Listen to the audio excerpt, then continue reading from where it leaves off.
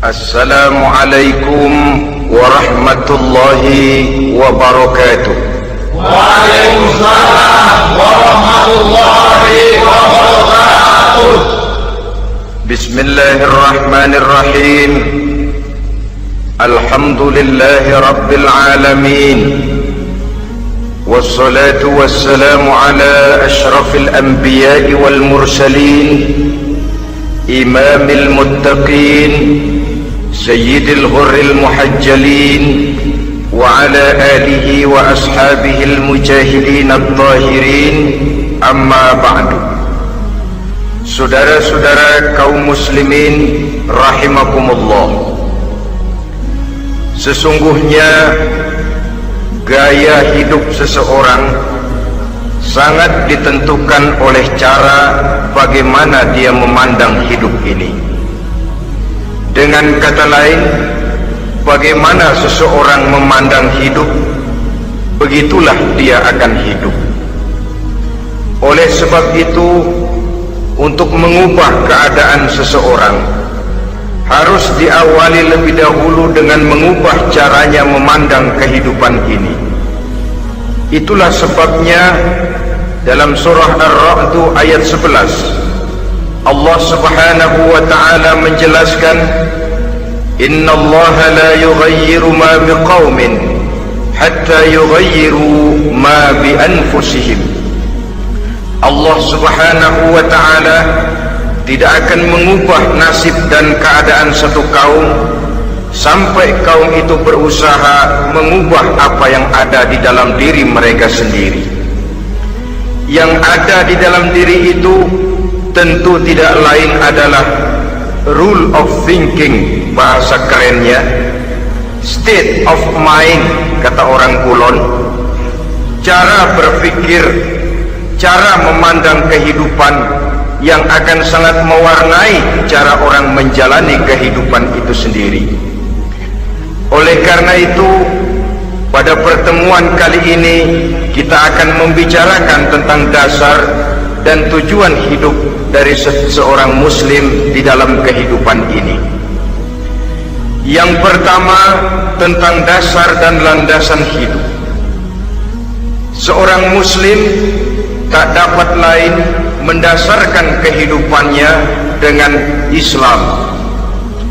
Di dalam mendasari kehidupan dengan Islam ini, Allah subhanahu wa ta'ala menuntut, ya ayyuhalladzina amanu dukhulu fis silmi kafah. Hai orang-orang yang beriman, masuklah kamu ke dalam Islam itu secara total, secara utuh, secara seluruhnya. Jangan separuh-separuh, jangan sepotong-sepotong. Mendasari hidup dengan Islam artinya menjadikan Islam sebagai way of life, sebagai rule of thinking, sebagai state of mind di dalam kita memecahkan problema-problema kehidupan, sehingga tidak satu persoalan hidup yang bagaimanapun kecilnya sekalipun yang tidak tersentuh oleh nilai-nilai ajaran agama Islam ini. Kemudian di dalam mendasarkan hidupnya dengan Islam, ia mempunyai satu keyakinan. Pertama, Islam sebagai dasar hidupnya adalah agama yang sesuai dengan fitrah daripada manusia. Allah subhanahu wa ta'ala pencipta manusia. Allah subhanahu wa ta'ala yang menurunkan agama Islam. Oleh sebab itu, tentu saja seluruh konsepsi Islam ini sudah diukur sedemikian rupa sesuai dengan kemampuan yang dimiliki oleh manusia. Secara logika bisa kita katakan, pabrik mobil di Jerman misalnya bikin mobil namanya Mercy. Seiring dengan itu dikeluarkannya buku petunjuk. Mobil ini bernama Mercy, kecepatan maksimal sekian ratus kilometer per jam, daya angkutnya sekian ratus kilogram. Kalau rusak memperbaikinya ini onderdilnya itu umpamanya. Karena pabriknya yang bikin mobil, lalu pabriknya juga yang mengeluarkan buku petunjuk, tentu buku itu sesuai benar untuk mobilnya. Dan logika mengatakan tidak bisa kita punya mobil Mercy rusak kita perbaiki dengan menggunakan buku petunjuk yang dikeluarkan oleh pabrik mobil Fiat. Tentu saja mobil makin rusak, acak-acakan dan tidak karu-karuan. Ini artinya jikalau manusia ingin baik, jikalau manusia ingin mencapai sesuatu yang bernama bahagia, dia harus mengikuti petunjuk yang dikeluarkan oleh yang menciptakan manusia. Dan petunjuk-petunjuk itu telah turun dalam satu konsepsi yang bernama Islam yang sesuai dengan fitrah manusia. Yang kedua, oleh karena keyakinannya bahwa Islam sesuai dengan fitrah manusia, ia pun berkeyakinan bahwa Islam adalah agama untuk seluruh manusia, universal. Walaupun ia diturunkan di tanah Arab, tetapi ia bukanlah agama hanya untuk orang Arab semata-mata. Keyakinan ini perlu ditegakkan kembali, oleh karena akhir-akhir ini muncul pendapat-pendapat yang menganggap seolah-olah agama itu barang impor. Persilahkan saja kalau memang itu merupakan keyakinannya, tetapi menganggap agama sebagai barang impor sungguh merupakan satu kekeliruan yang sangat besar. Bahwa Arab sebagian besar memang Islam, jelas, tetapi Islam bukannya Arab, itu pun harus kita akui. Kita bisa menjadi muslim yang baik tanpa perlu menjadi orang Arab. Dengan kata lain, kita bisa menjadi muslim yang baik dengan tetap menjadi warga negara Indonesia yang baik. Bahwa Al-Quran diturunkan dalam bahasa Arab oleh karena memang ia turun di tanah Arab. Buktinya apa? Walaupun Quran dalam bahasa Arab, tidak satu pun ayat Quran yang ditujukan kepada orang Arab semata-mata. Tidak ada ayat ya ayyuhal arabiyun, hai orang-orang Arab. Tidak ada. Yang ada malah ya ayyuhan nas, wahai manusia. Manusia yang mana? Yang mana saja asal merasa manusia. Kalau tidak merasa manusia, tidak usah terpanggil dengan ayat tadi. Maka dalam mendasari hidup dengan Islam, kita berkeyakinan Islam adalah agama untuk seluruh manusia. Yang ketiga, di dalam mendasari hidup dengan Islam, kita berkeyakinan Islam adalah agama terakhir yang diturunkan kepada Rasul terakhir. Tidak ada Rasul dan Nabi sesudah Nabi Muhammad, dan tidak ada agama lagi sesudah agama Islam. Dasar-dasar keyakinan ini melembaga dalam pribadi kita, membentuk satu keyakinan yang mendasari kehidupan ini, sehingga tidak satu problema yang bagaimanapun kecilnya dalam kehidupan yang tidak tersentuh oleh nilai-nilai Islam. Sejak kita tidur sampai kita bangun tidur, bahkan tidur itu sendiri, dan seluruh kegiatan kehidupan yang kita laksanakan dalam 24 jam, tidak satu pun yang tidak tersentuh oleh nilai-nilai Islam. Inilah pandangan hidup muslim. Jawaban seorang muslim terhadap problema-problema kehidupan yang dihadapinya, yang di dalam menjawab problema itu ia Islam oriented, berorientasi kepada nilai-nilai Islam. Apa kata Islam tentang pekerjaan yang dihadapinya? Halal kata Islam, halalah dia katakan. Haram kata Islam, haram dia katakan. Islam oriented. Barometer dalam perbuatannya tidak lain daripada nilai-nilai Islam itu sendiri. Dan kemudian di dalam mendasari kehidupan dengan Islam, ia berkeyakinan Islam adalah satu-satunya agama yang benar. Bahasa kerennya, Islam is the single one, the true religion behind the God. Satu-satunya. Keyakinan ini kelihatannya subjektif, tapi memang inilah pokok daripada kehidupan beragama. Saudara-saudara kaum muslimin rahimakumullah, kalau itulah dasar daripada kehidupan kita sebagai muslim, apa yang menjadi landasannya? Kalau dasar hidup kita Islam, maka landasan hidup kita tidak lain adalah Al-Quran dan Sunnah Rasulullah Sallallahu Alaihi Wasallam.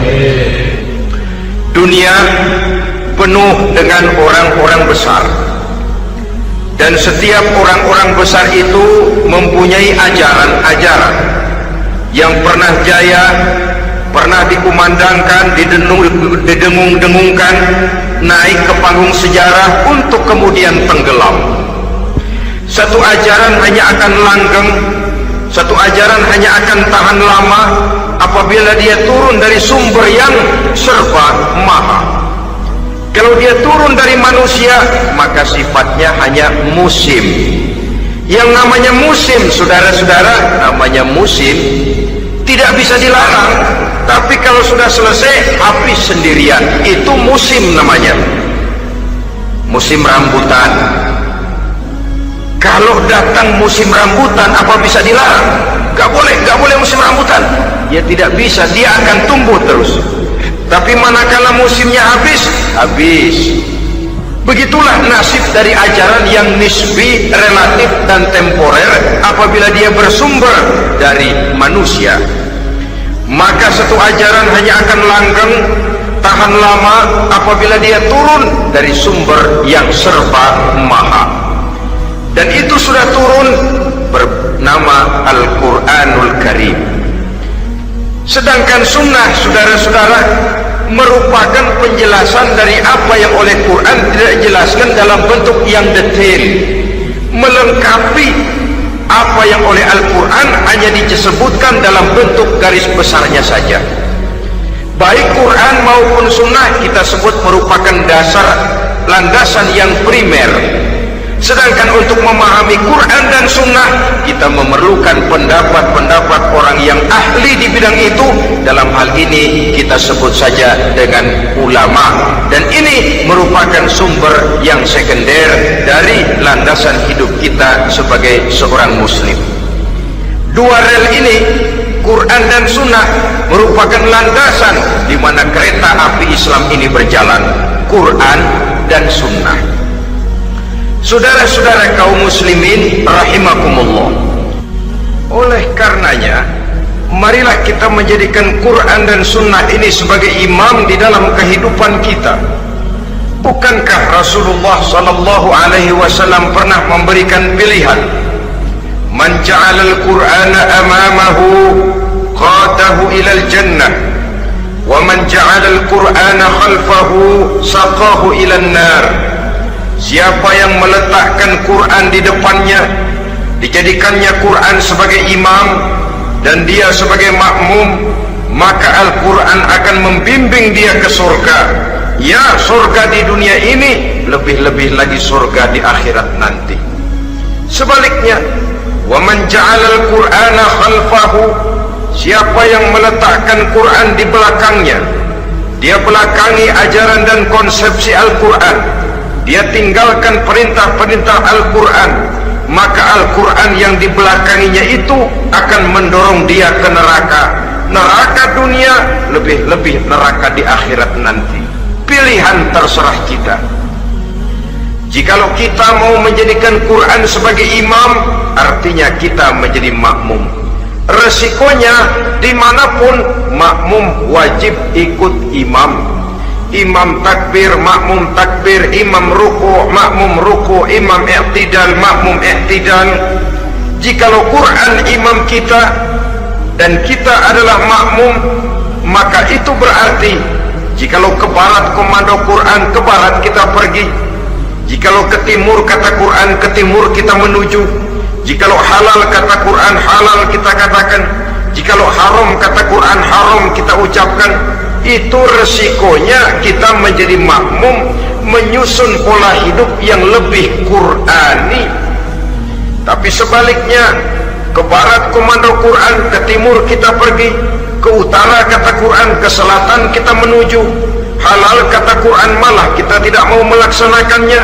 Haram kata Quran kita senang bukan main. Artinya kita mau menjadi makmum dan Quran kita jadikan sebagai makmum, kita sendiri malah mau menjadi imam. Kita paksa konsepsi Al-Quran itu supaya sesuai dengan naluri kemanusiaan kita, mengotak-atik hukum, menghalalkan yang haram, mengharamkan yang halal. Dikala itu landasan hidup kita sudah goyah, tidak lagi sebagai landasan tempat kita bertolak, tetapi malah menjadi satu landasan yang kita injak-injak. Sesungguhnya saudara-saudara, Quran tidak akan membawa berkah, tidak akan menjadi rahmatun wa syifaun lil mu'minin, menjadi penyembuh, menjadi rahmah bagi orang-orang beriman apabila yang kita baca itu kita injak-injak di dalam kehidupan. Upaya menyusun hidup yang lebih Qurani ini seiring dengan usaha kita menjadi warga negara yang baik, yang saya katakan di awal tadi, tidak saling dan tidak harus saling bertentangan. Jadi dengan demikian, dasar hidup kita sebagai muslim adalah Islam, dan landasan hidup kita tidak lain adalah Al-Quran dan sunnah Rasulullah Sallallahu Alaihi Wasallam. Ini landasan tempat kita bertolak. Ini yang mewarnai gaya kehidupan kita. Apapun yang mau kita lakukan, tempat kita bertanya lebih dahulu Quran dan sunnah. Saya mau melakukan pekerjaan ini, apa kata Quran?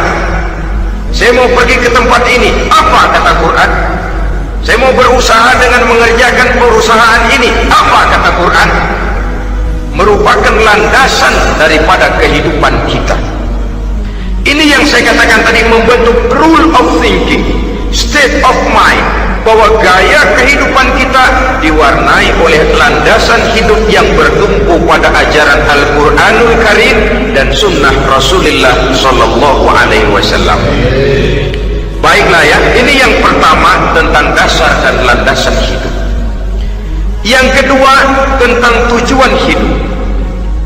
Kalau sudah ada landasan tempat kita bertolak, lalu kemana pantai yang akan kita tuju? Mau apa sih kita hidup ini?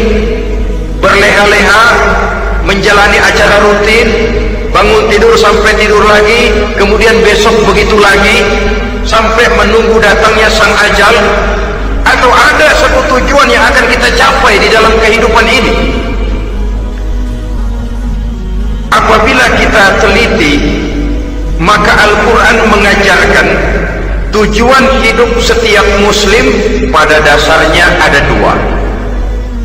Pertama, kita sebut saja tujuan jangka pendek.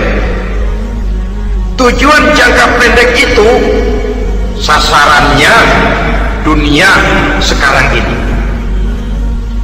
Bentuknya horizontal, targetnya agar setiap pribadi muslim menjadi rahmatan lil alamin, rahmat bagi lingkungannya. Inilah yang oleh agama dinamakan hablum minan nas, yang isinya adalah ilmu dan peradaban. Jadi dunia dan seluruh isinya merupakan tujuan jangka pendek saja. Untuk mencapai tujuan jangka pendek, dunia dan seluruh isinya, unsur penunjangnya adalah pendidikan, pengalaman, atau nasib. Makin tinggi pendidikan, makin mudah menjangkau hidup. Makin banyak pengalaman, makin mudah menguasai dunia. Atau karena faktor nasib, pendidikannya tidak seberapa, pengalaman pun kadang-kadang dangkal, tapi karena nasibnya lagi hoki, kata orang sekarang, nasibnya lagi bagus, dia naik ke panggung memegang peranan. Faktor yang namanya nasib ini ada, tapi tidak bisa dijadikan sandaran untuk menjangkau dunia dan seluruh isinya. Unsur penunjangnya, pertama pendidikan, yang kedua pengalaman, yang ketiga faktor nasib. Oleh karena itu, apabila kita ingin mudah mencapai dunia, yang pertama harus kita laksanakan bagaimana menempuh satu pendidikan. Di zaman sekarang orang terangsang untuk hidup dalam pola yang oleh orang-orang priangan disebut hardolin. Saudara tahu hardolin? Itu potongan dari dahar modal ulin. Filsafat hidup yang pakaian mau bagus, makan mau enak, kerja gak mau. Akhirnya jadilah dia penghayal kelas berat. tukang-tukang ngelamun kelas tinggi. Tiap hari kegiatannya ya cuma tidak terlepas dari tiga kriteria itu. Har, dolin. Pokoknya kalau sudah dahar, motor, ulin. Besok ya begitu lagi. Pola dari dimana orang pakaian mau bagus, makan mau senang, duit mau punya, kerja tidak mau. Kadang-kadang mau kerja tapi tidak tahu apa yang harus dikerjakan. Ditambah oleh sempitnya lapangan pekerjaan. Tidak tahu apa yang harus dikerjakan, dilatar belakangi oleh tidak adanya pendidikan yang dia terima, sehingga mau kerja apa lalu bingung. Oleh karena itu, terutama buat adik-adik remaja, para pemuda, saya berpesan untuk menjangkau dunia, yang pertama harus kita jalani bagaimana membina diri, mendidik. Taruh kata drop out, putus sekolah, tapi drop out bukan halangan bagi tumbuhnya cita-cita yang mulia. Bahkan ada orang bilang many a great man starts as a newspaper boy. Banyak orang-orang besar yang memulai pekerjaannya dagang koran. Putus sekolah bukan merupakan halangan bagi tumbuhnya cita-cita yang mulia. Dan tidak sedikit orang-orang besar yang tidak keluaran perguruan tinggi. Tidak sedikit orang-orang besar yang tidak merupakan produk dari perguruan tinggi tertentu, tapi kerajinannya belajar, banyak membaca, banyak bergaul, autodidak. Syukur kalau masih bisa menempuh pendidikan yang formal. Kekurangan ekonomi, kemiskinan keluarga jangan menjadi penghalang bagi tumbuhnya cita-cita yang tinggi untuk menempuh karier pendidikan yang baik. Ini memang baik, tapi bagaimanapun kata orang, lebih baik makan singkong beneran daripada makan roti ngimpi. Artinya jikalau memang perlu, lebih baik sekolah sambil dagang koran, nyemir sepatu, parkir mobil, daripada hardolin itu tadi. Tanpa prospek hari depan yang ada artinya. Dan pendidikan memang merupakan sesuatu yang baik, tapi tanpa ini rasanya kita akan sulit untuk menjangkau dunia, tersisih di pojok-pojok kehidupan. Jangan lalu bilang, manusia kan rezekinya sudah dijamin oleh Allah, ayam saja ada rezekinya. Of course, tapi jangan lupa cara ayam cari rezeki dengan cara manusia cari rezeki lain. Kalau ayam cari rezeki dari tahun atu, modalnya cuma ceker sama patok. Kalau ayam asal bisa nyeker, bisa matok, ayam dapat rezeki. Pokoknya kertok dah. Tapi manusia cari rezeki, dia harus cari lapangan kerja. Lapangan kerja sulit. Sudah dapat lapangan kerja, harus punya keahlian. Untuk memperoleh keahlian harus dengan pendidikan. Berhadapan lagi dengan saingan-saingan, karena pasaran tenaga kerja tiap tahun puluhan kalau tidak ratusan ribu pasaran tenaga kerja yang masuk lapangan kerja. Ini kenyataan. Semakin ke depan, oleh tingginya tensi ekonomi, oleh persaingan hidup yang makin tajam, oleh makin menggejalanya pola pikir industrialis yang membuat manusia individu, nilai-nilai semacam ini akan terasa makin berat. Oleh karenanya, tanpa pendidikan sulit untuk menjangkau dunia. Yang kedua, pengalaman, tenaga expert. Sehingga orang mengatakan experience is the best teacher. Pengalaman adalah guru yang paling bijaksana. Dengan pengalaman kita makin dewasa. Dan orang sering mengatakan kegagalan hakikatnya adalah keberhasilan yang tertunda. Jangan takut gagal, kalau itu akan mengantarkan kita kepada pola hidup yang lebih dewasa, lebih tegar, lebih sanggup menghadapi kesulitan-kesulitan. Dan faktor yang ketiga, nasib. Kadang-kadang orang pendidikannya tidak ada, kadang-kadang pengalamannya tidak seberapa, tapi karena nasib, engkongnya misalnya jadi komandan Hansip, dia naik jadi anggota Hansip. Itu karena faktor nasib saja. Yang ketiga ini ada, tapi tidak bisa dijadikan sandaran dalam arti bahwa kita lalu mengandalkan nasib.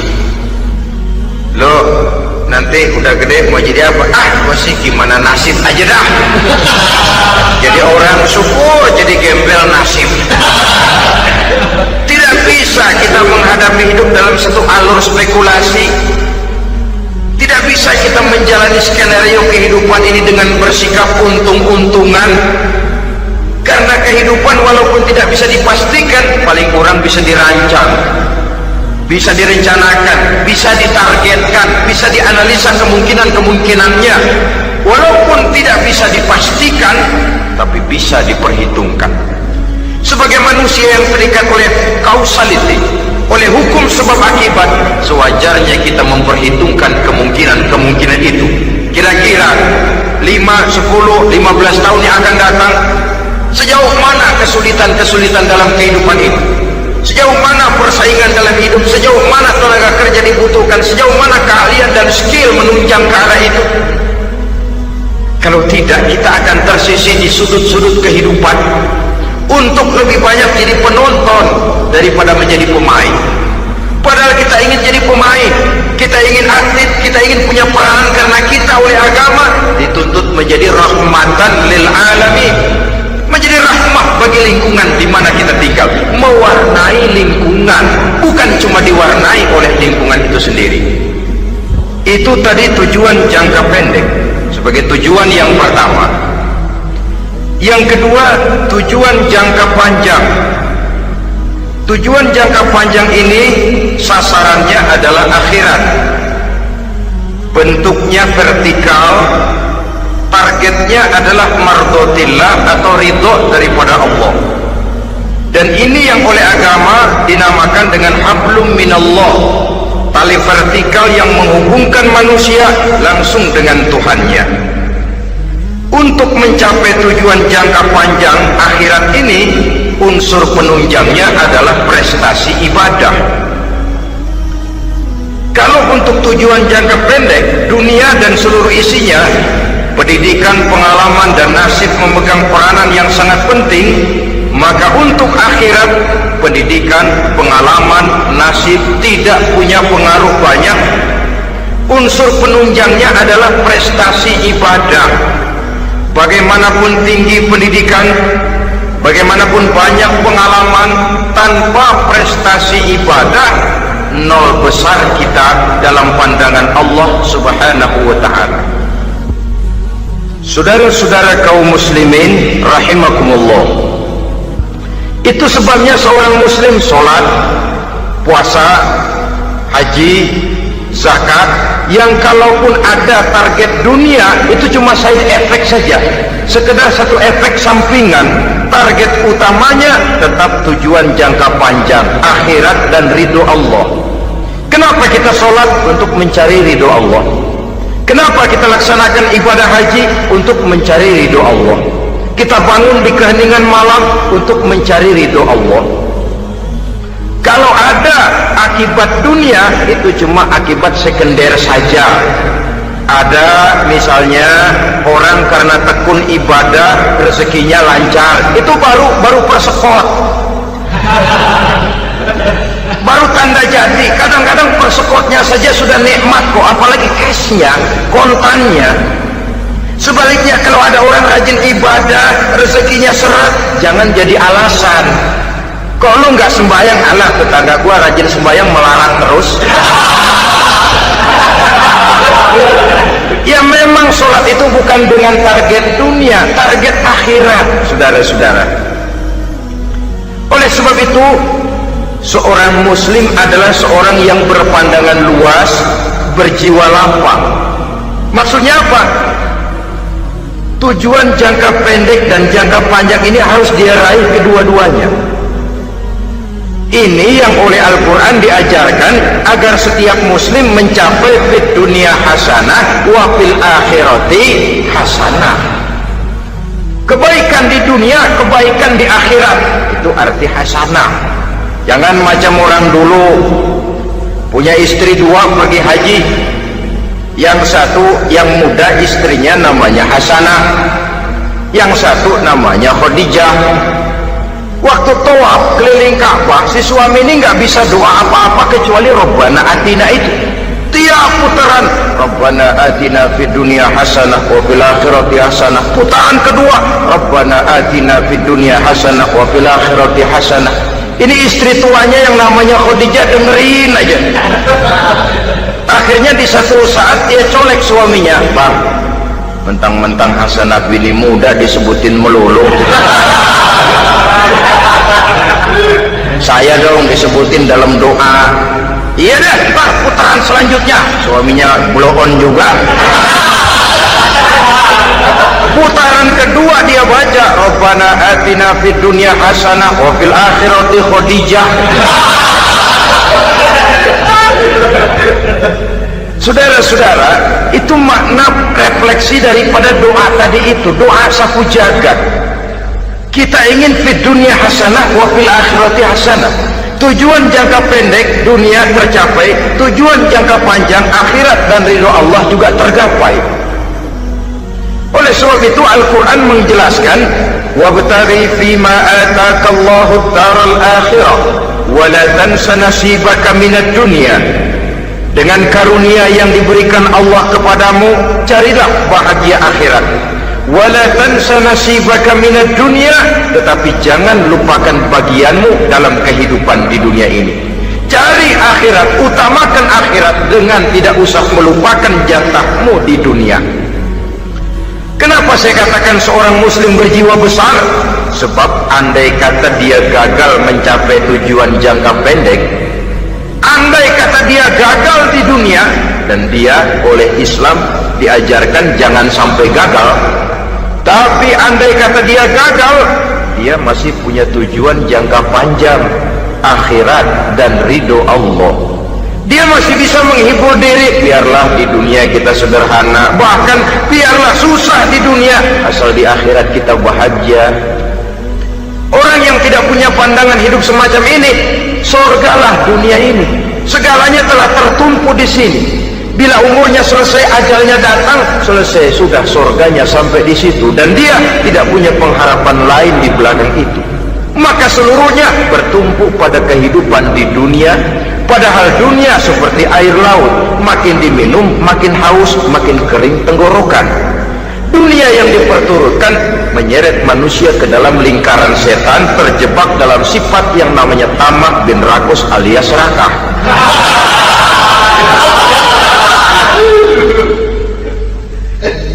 Andai kata dia gagal untuk tujuan jangka pendek, dia masih punya tujuan jangka panjang, akhirat.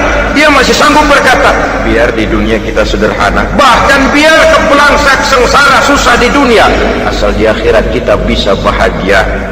Kan masih ada harapan. Yang paling bangpak, paling rusak betul, sudah di dunia sengsara, di akhirat celaka. Jadi dunia rumahnya gubuk, pinggir kali miring,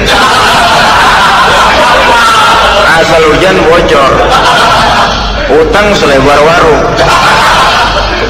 Bayang kagak, ngaji enggak, puasa enggak, saban malam miring mulu.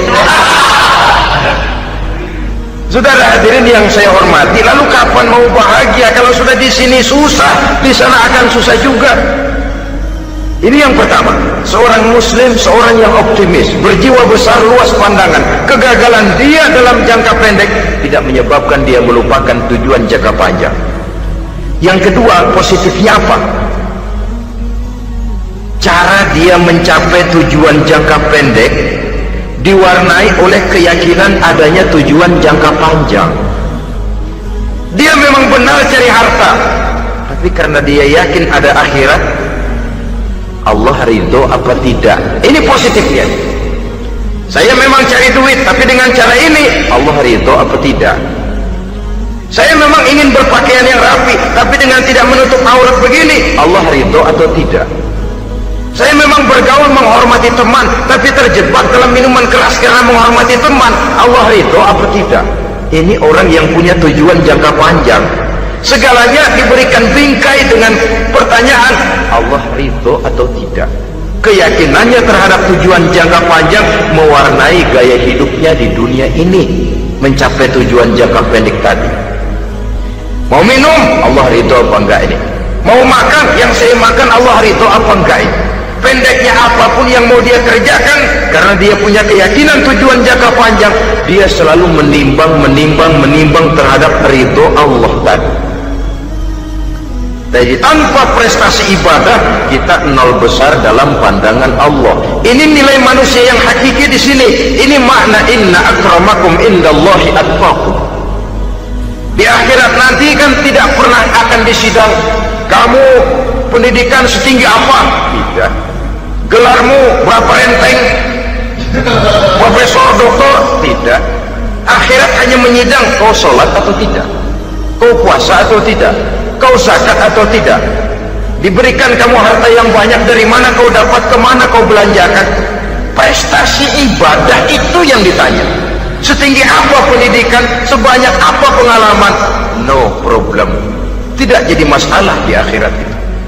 Prestasi ibadah itu yang akan kita persembahkan di hadapan Allah.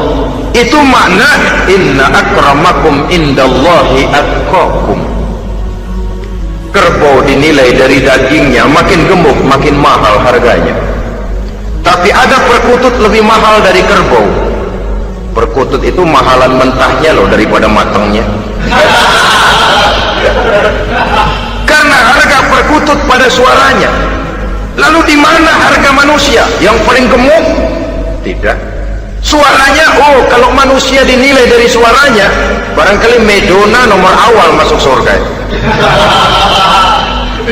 Hanyalah dengan prestasi ibadah kita bisa mencapai tujuan jangka panjang akhirat dan ridho Allah. Nah baiklah ya, kalau sudah jelas bahwa kita punya dua tujuan jangka hidup, jangka pendek dan jangka panjang, bagaimana Islam mengajarkan kita meraih dua ini? Pada prinsipnya Islam mengajarkan sistem keseimbangan dalam berbagai aspek kehidupan.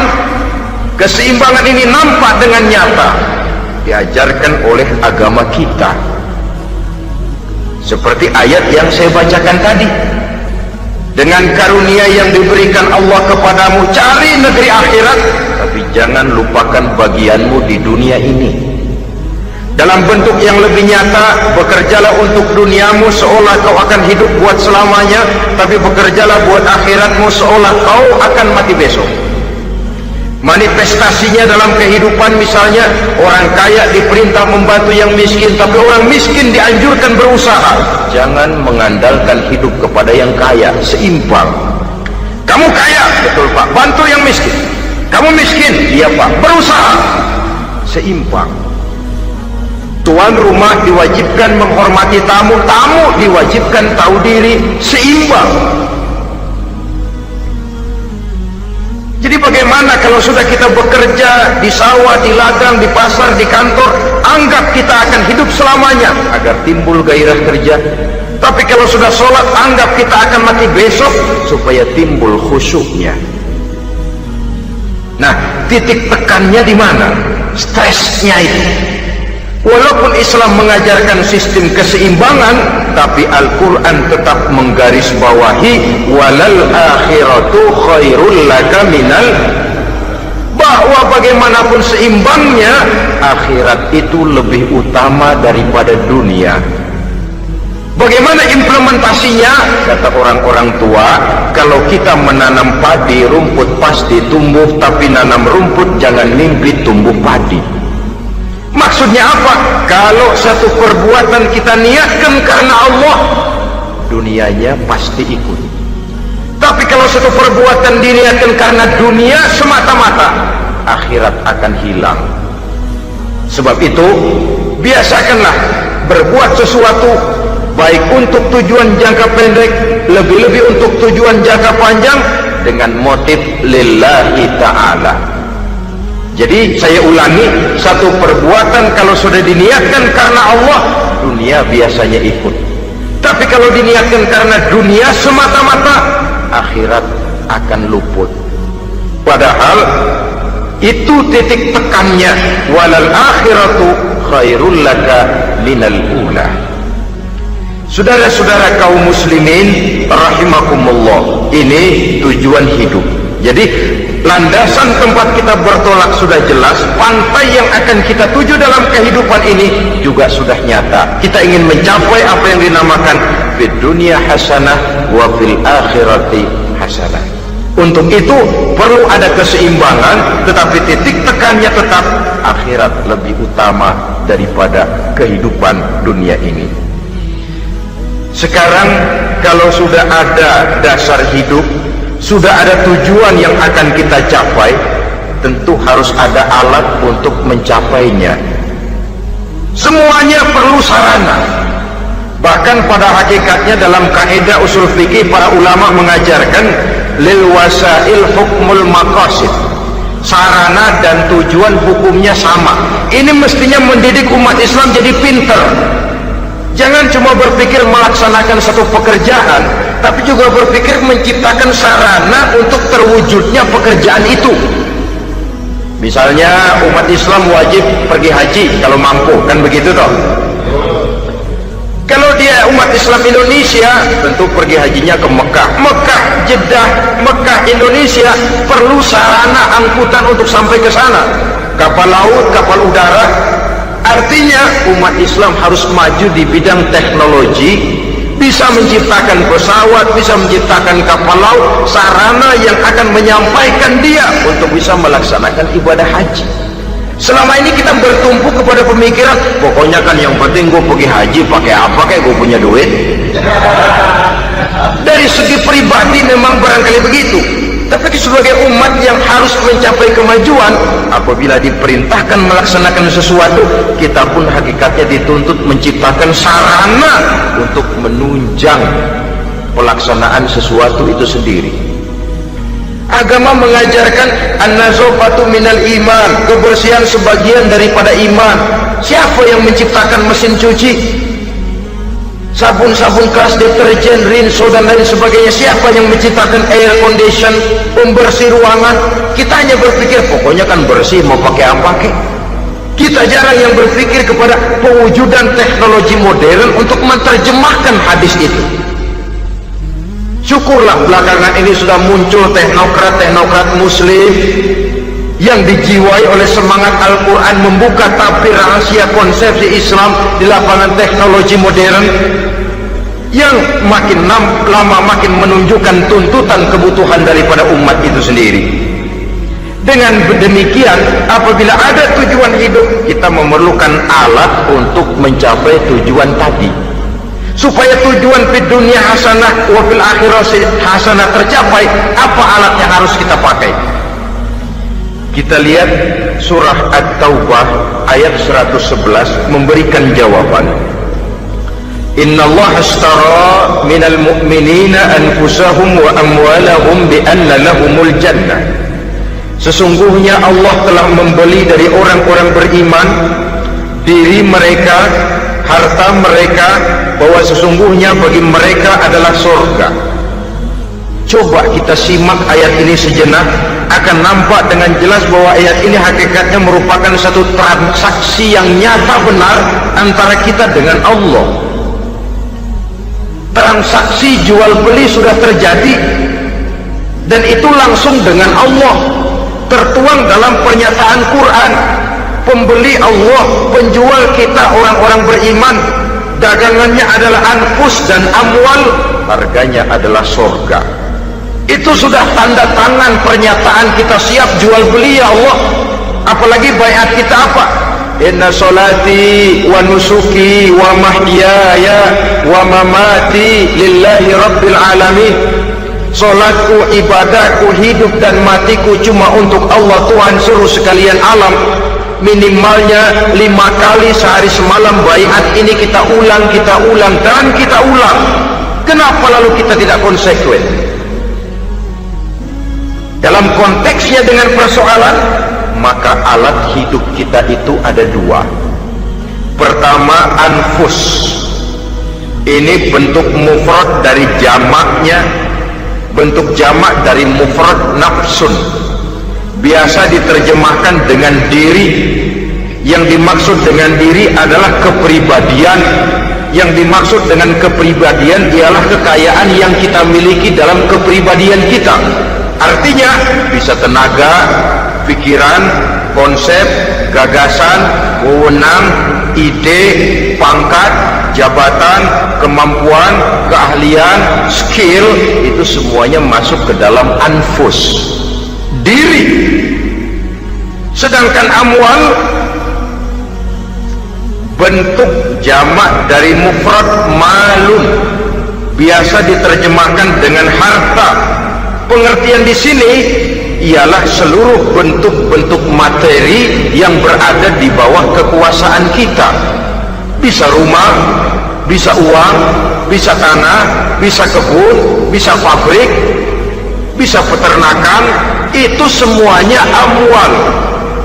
Nah, baik anfus maupun amwal, diri, tenaga kek, pikiran kek, harta kek, pangkat kek, jabatan kek, wewenang kek, keahlian kek, untuk tujuan jangka pendek harus jadi rahmah bagi lingkungan.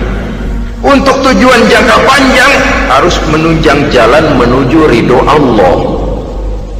Jadi kalau pangkat kita menjauhkan kita dari ridho Allah, itu bukan nikmat tuh, azab. Punya pangkat bukan melakukan kebaikan, malah melakukan kejahatan, setidak-tidaknya berdiri di belakang kejahatan, melindungi perbuatan-perbuatan munkar. Dalam kelas kakap melindungi korupsi, dalam kelas teri jadi backing tukang kopok. umpamanya itu sudah menyalahi. Alat tidak digunakan untuk mencapai tujuan, itu untuk tujuan jangka pendek. Lalu amwal, harta, uang, tanah, rumah, kebun, untuk tujuan jangka pendek harus menjadi rahmah bagi lingkungan. Sedang untuk tujuan jangka panjang, baik diri maupun harta harus menunjang jalan menuju ridho Allah, harus meningkatkan prestasi ibadah kita kepada Allah Subhanahu wa ta'ala. Malah yang namanya amwal ini tanggung jawabnya lebih berat loh saudara. Kalau saudara diberikan ilmu, sidang akhirat cuma satu, ilmu kau amalkan untuk apa? Saudara diberikan umur panjang, pengadilan akhirat cuma bertanya satu, umurmu kau habiskan di mana? Tapi saudara diberikan harta, pertanyaan akhirat dua, hartamu kau dapat dari mana? Kau belanjakan kemana? Dari mananya dan kemananya ditanya, depan belakang. Kalau kadang-kadang kan ada orang hartanya didapat dari jalan yang halal, dibelanjakan di jalan haram. Kerja peras keringat banting tulang setengah mati, begitu dapat duit beli buntutan,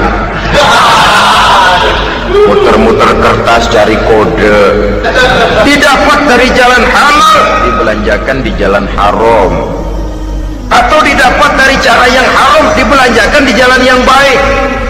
Menang judi, nyumbang pesantren.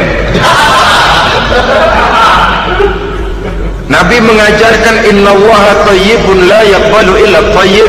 Allah itu baik dan hanya menerima yang baik-baik saja. Tidak bisa mencuci kain dengan air najis. Kain akan tetap kotor. Saudara-saudara kaum muslimin rahimakumullah. Oleh karenanya masalahnya terpulang kepada kita, pandai-pandailah membagi orientasi. Suatu saat tenggelam kita dalam kesibukan dunia dan seluruh isinya untuk mencapai tujuan jangka pendek. Lain saat tenggelam kita memfanakan diri untuk mencapai tujuan jangka panjang, akhirat dan ridho Allah. Karena kehidupan ini bukan berjalan tanpa batas. Umur ini bukan satu karunia tanpa pertanggungan jawab. Suatu saat setuju atau tidak, rela atau terpaksa, kita akan sampai kepada garis finish daripada perjalanan kehidupan dunia ini, yang memang merupakan satu perjalanan panjang, a walking tour, kata orang Kulon. A walking tour, satu jalan yang demikian jauhnya, entoh kita akan sampai ke garis finish. Bila datang ajal, senja kehidupan datang, malam menyelimuti.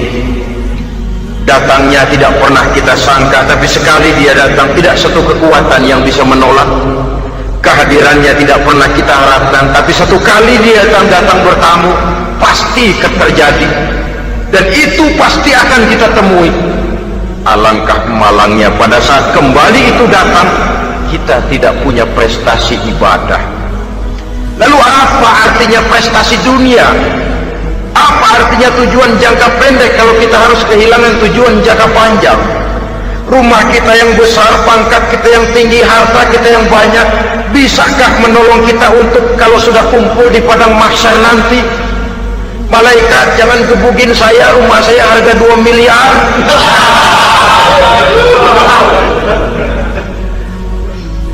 Sudahlah malaikat, damai saja, itu Rolls Royce saya.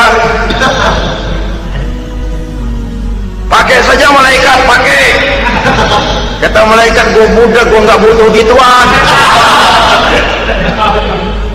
Hanya prestasi ibadah yang bisa menyelamatkan kita pada kondisi semacam itu. Jadi oleh karena itu saudara-saudara, biar di dunia ini rumah kita besar, mobil bagus, uang banyak, pabrik ada, usaha lancar, asal di akhirat masuk surga aja, gak apa-apa. Daripada di dunia sengsara, di akhirat neraka, senangnya kapan?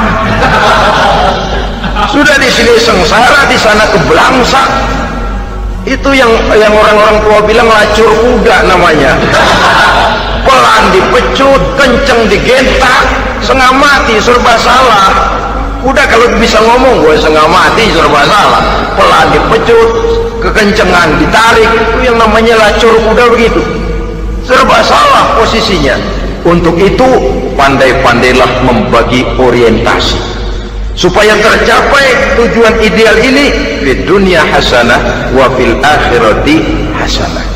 Ini tentang tujuan hidup. Nah, untuk mencapai tujuan ini kita tidak berjalan sendiri, kita perlu teman hidup. Di samping teman hidup ada pula lawan hidup. Siapa teman hidup kita untuk mencapai tujuan hidup ini? Dalam arti sempit, teman hidup kita suami istri yang taat kepada Allah. Suami istri lebih dari sekedar satu pasangan, juga saling melengkapi, merupakan bagian daripada kehidupan. Suami adalah teman istri, istri adalah teman suami untuk mencapai tujuan hidup tadi, mencapai fid dunya hasanah wa fil akhirati hasanah. Seiring, seirama, selaras, serasi, seimbang, kata orang sekarang. Teman dalam arti sempit. Adapun teman dalam arti luas, setiap orang yang pandangan hidupnya sama dengan kita, setiap orang yang akidahnya sama dengan kita, terlepas dari suku bangsa apapun, warna kulit apapun, bahasa apapun, jikalau keyakinannya sama, pandangan hidupnya sama, dia adalah saudara kita dalam artian yang luas. Islam tidak kenal teritorial, maka tidak ada itu Islam Jepang. Ya walaupun secara formalnya ada, tapi informal, muslim adalah muslim, diikat dengan akidah. Itu teman hidup. Lalu lawan hidup siapa? Pertama iblis, dalam segala bentuk dan implementasinya. Yang kedua, setiap orang yang pandangan hidupnya tidak sama dengan kita secara ideologis, itulah lawan hidup kita. Maka yang teman jadikan teman, yang lawan jadikan lawan. Jangan teman dijadikan lawan, lawan dijadikan teman. Itu namanya kopiah dipasang di kaki, bakyak naik ke jidat. Wajar kalau kepala lalu jadi benjol. Salah milih teman, salah cari lawan. Salah milih teman, salah cari lawan. Akibatnya kita yang akan susah di kemudian hari nanti. Saudara-saudara kaum muslimin rahimakumullah, oleh karenanya pandai-pandailah dalam hidup ini. Yang teman jadikan teman, yang lawan jadikan lawan. Kalau lawan kita jadikan teman, sementara teman kita jadikan lawan, dan itu yang banyak terjadi dalam praktek kehidupan, kita tidak akan bisa mencapai tujuan karena akan tertarung di kaki sendiri. Nah, ini sajalah yang kita bicarakan pada pertemuan kali ini. mudah-mudahan ada manfaatnya. Terima kasih atas segala perhatian, mohon maaf atas segala kekurangan. Usikum wa nafsi bitaqwallah. Wassalamualaikum warahmatullahi wabarakatuh.